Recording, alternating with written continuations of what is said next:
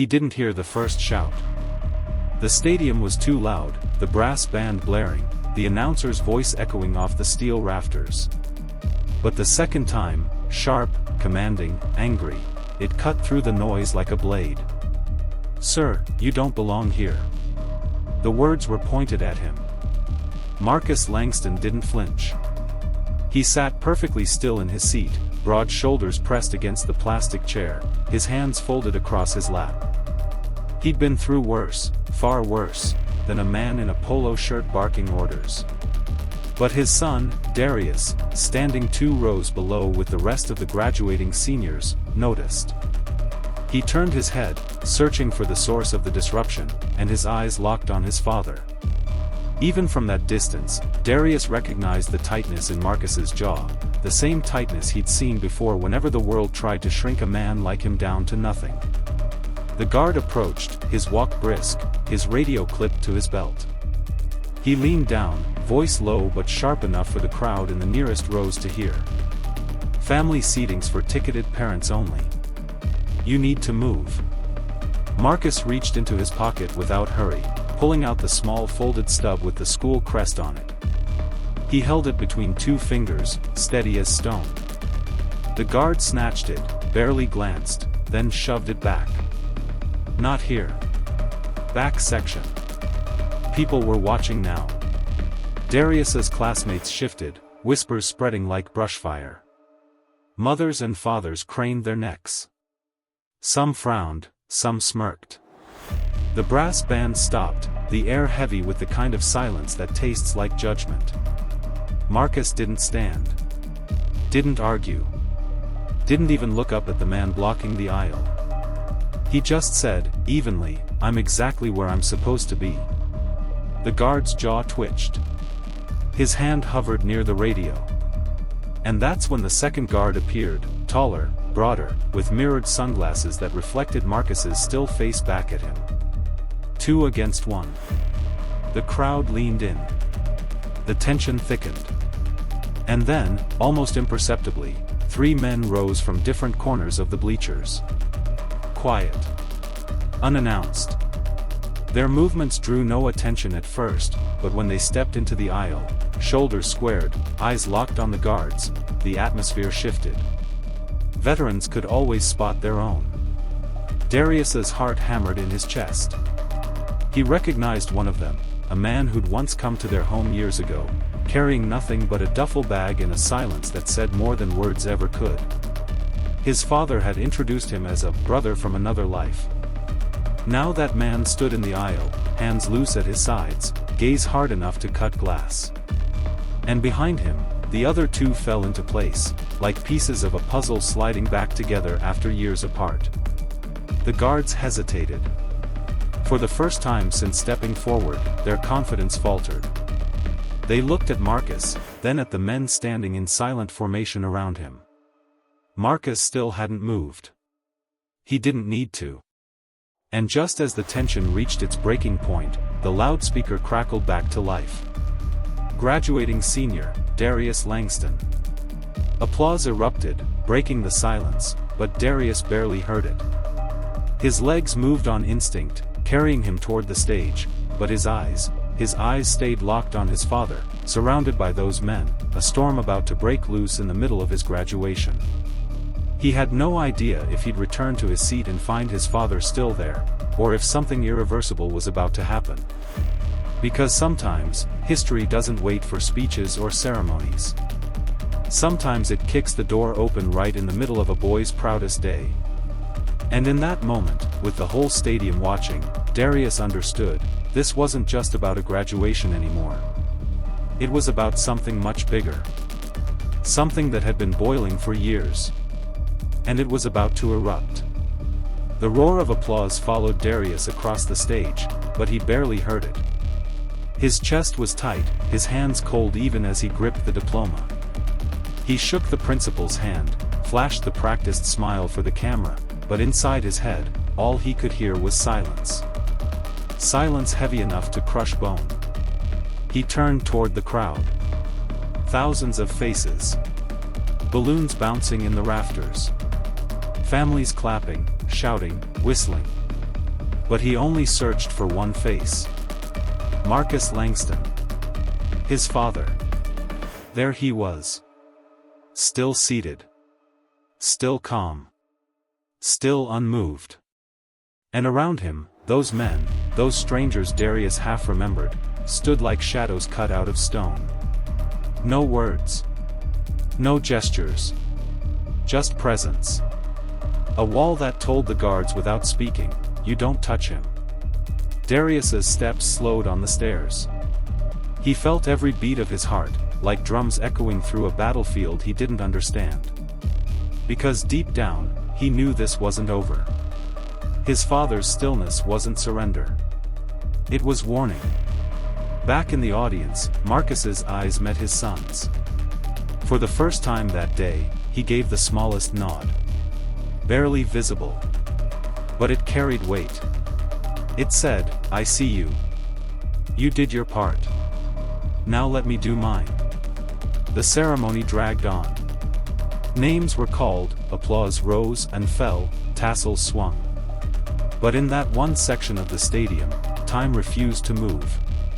The guard stayed frozen at the aisle, too proud to retreat, too uncertain to act. And those three men stood their ground, silent sentinels. When the last name was called and the caps flew into the air, the stadium erupted in joy. Families rushed forward, students screamed, phones flashed like fireworks. But in the middle of it all, Marcus didn't move. He waited. And sure enough, the guards came back. This time, no music covered them. No loudspeaker, no cheering crowd. Just the sound of heavy boots on concrete and radios crackling. "You've made a scene, sir," the taller guard said. "We're going to have to escort you out." Marcus looked up, slow and steady. His voice was low, but it carried. "No. You're not." The three men stepped closer, forming a half-circle now, their bodies angled just enough to send the message without ever raising a hand. Veterans knew the dance. They didn't posture. They didn't threaten. They just existed. And that was enough. One of them spoke for the first time. A deep voice, gravelly from years of smoke and sand. "You don't want to do this." The guard hesitated. His jaw worked. But then his radio buzzed, and through the static came a voice. "Security, leave it. Pull back." The shorter guard's shoulders sagged with relief. The taller one lingered, angry, embarrassed. But finally, he turned and walked away, shoving past families in his retreat. The crowd slowly dispersed, tension bleeding into chatter again. Parents gathered their kids, balloons popped, laughter floated back into the air. To the untrained eye, nothing had happened at all. But Darius knew better. When he finally made it through the mob of hugs and handshakes, his father was waiting by the exit, the three men flanking him. Up close, their presence was even heavier.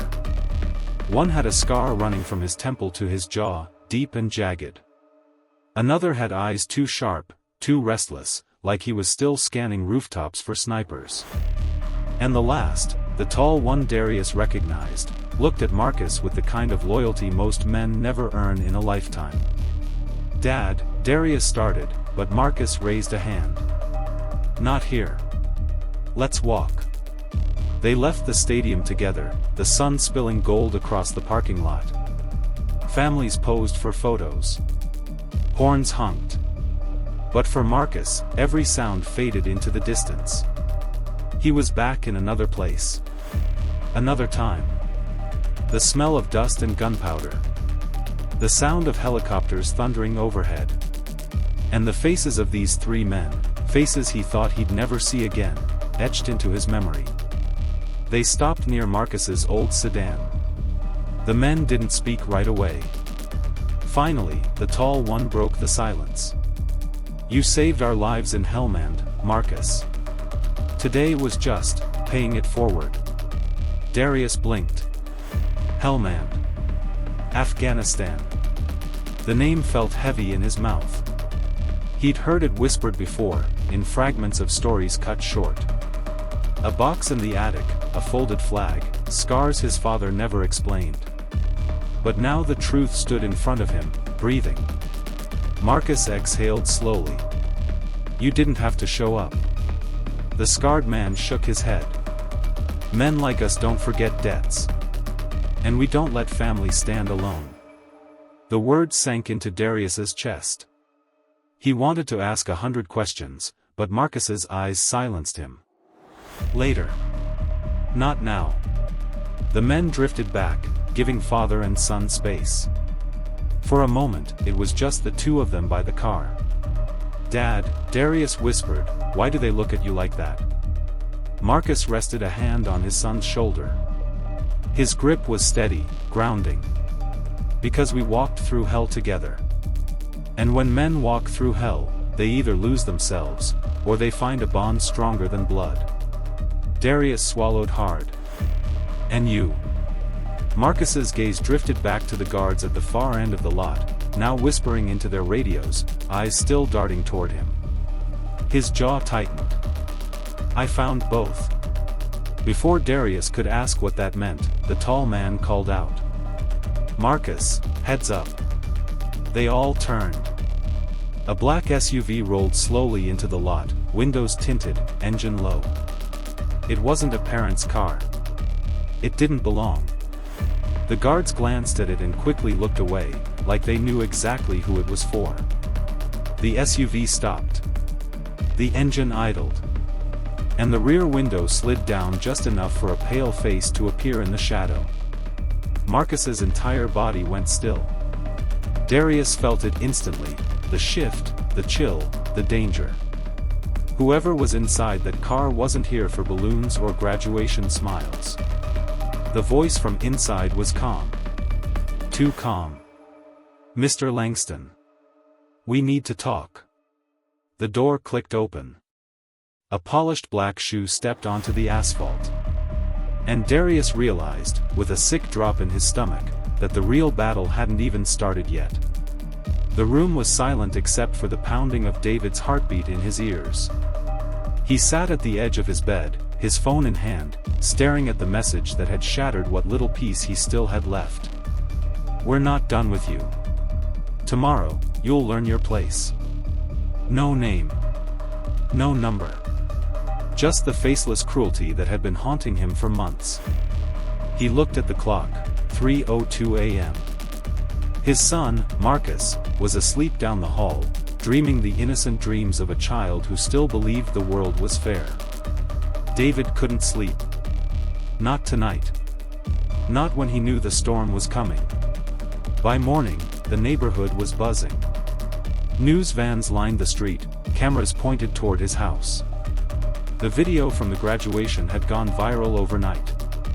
Millions of people had seen the footage, the guards dragging him, the Marine standing with him, the crowd chanting his name.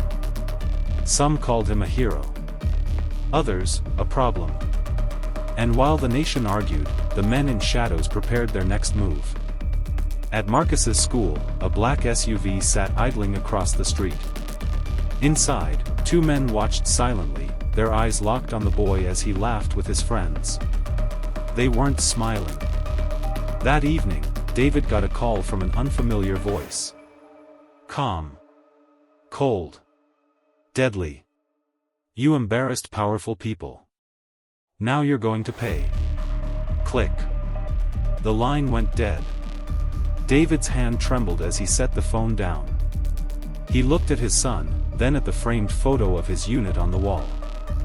Men who had bled beside him, men who had survived because he refused to let death win.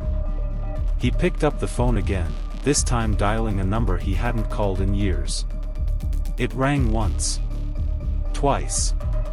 Then a familiar voice answered. Brother. I knew this day would come. By midnight, 4 men stood in David's living room, scarred, weathered, loyal.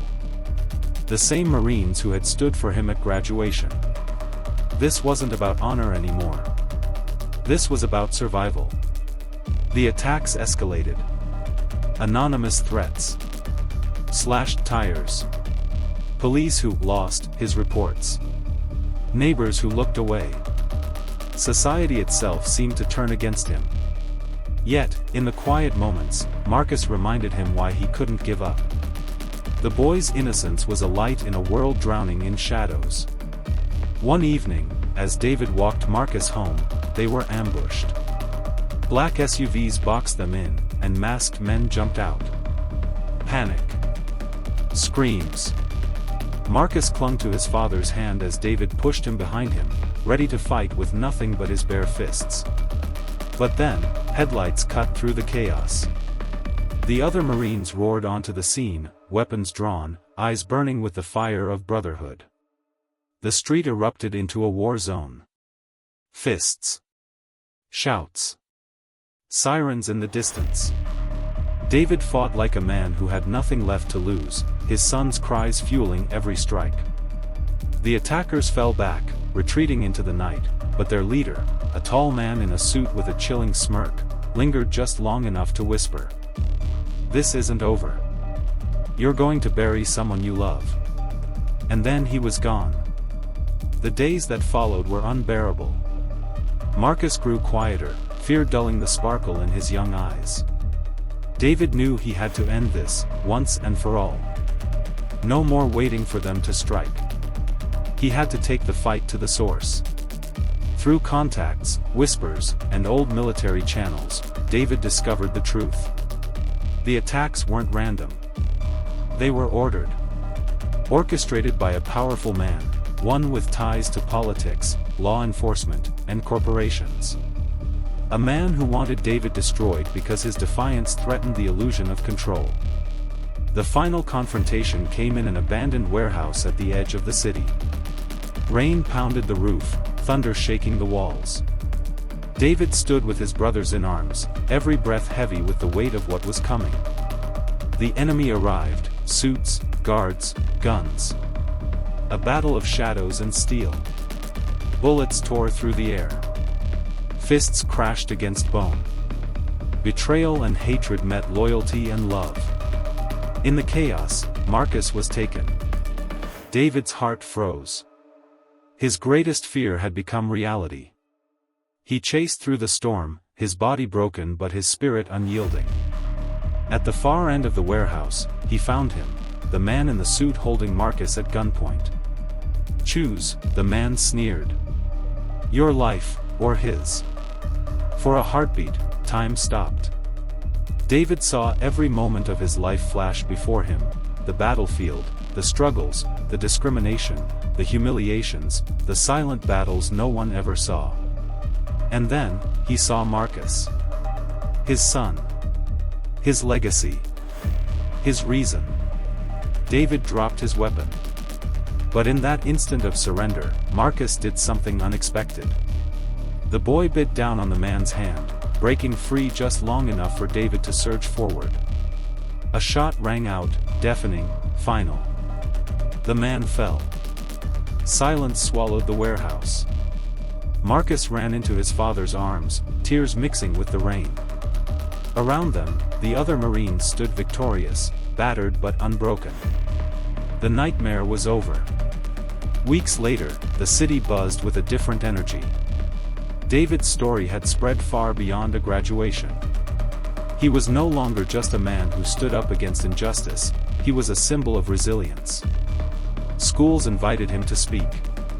Strangers shook his hand. Marcus walked taller, prouder, knowing his father had faced giants and refused to bow. But David didn't see himself as a hero. Just a father. Just a man who refused to be broken. And the lesson lingered: racism thrives in silence, but it withers when courage stands against it. The story ended not with vengeance, but with survival, dignity, and a boy who would grow up knowing that his father had fought not just for him, but for the right to exist freely in a world that tried to deny his worth. Stories like this remind us that strength isn't always loud, it's in how we carry ourselves. If this story moved you, imagine what's coming next. Subscribe now and join us for more powerful stories that stay with you long after the screen goes dark.